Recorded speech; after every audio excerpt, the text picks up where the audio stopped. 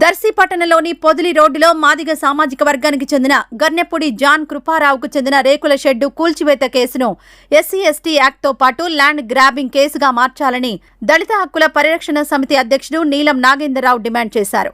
మంగళవారం Darsi police station వద్ద ఆయన మాట్లాడుతూ 2024 డిసెంబర్లో అగ్ర కులాలకు చెందిన కొందరు జేసీబీతో షెడ్డు కూల్చివేసి అందులోని సామాగ్రిని ధ్వంసం చేసి తీసుకెళ్లినట్లు ఆరోపించారు. ఈ ఘటనపై కేసు నమోదైనా ఇప్పటివరకు సరైన దర్యాప్తు జరగలేదన్నారు. కేసులో తగిన సెక్షన్లు చేర్చి బాధితుడికి న్యాయం చేయాలని దర్శి డీఎస్పీని కోరారు. 307/24 11/12/24 అంటే 20 నెలలు అయ్యింది. ఇక్కడ దర్శిలో దొరబీడలో గన్నెపూడి జాన్ కృపారావు ఆయన రేకుల షెడ్లో వెల్డింగ్ షాప్ పెట్టుకొని ఒక అతను చిరంజీవి అనే అతను మొన్నగడ చిరంజీవి అనే అతను ఉంటాడు.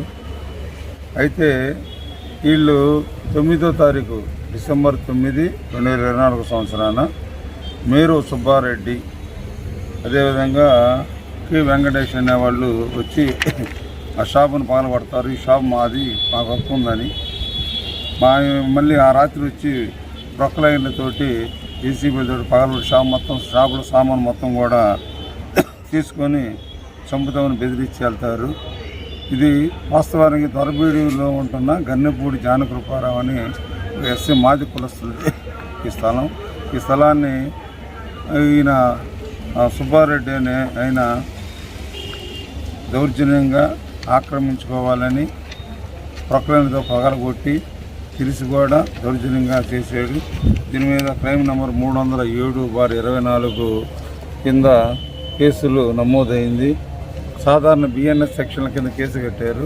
కానీ ఇట దొరబీలో ఉందో కూడా ఎస్సీ మాదికులకు చెందిన స్థలాలు కాబట్టి ఎస్సీ మాది కులానికి చెందిన జాన్ కృపారావుకు చెందిన స్థలాన్ని ఆక్రమించి దౌర్జన్యంగా అక్రమంగా ప్రవేశించి సామాను ధ్వంసం చేసి ప్రకృతి చేసినందుకు అతని మీద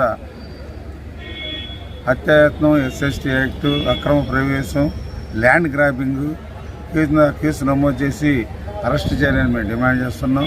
అంటే 20 నెలలు అయినా కానీ దర్శి పోలీస్ స్టేషన్లో ఈ కేసును ఇంతవరకు పట్టించుకొని పెండింగ్లో పెట్టారు.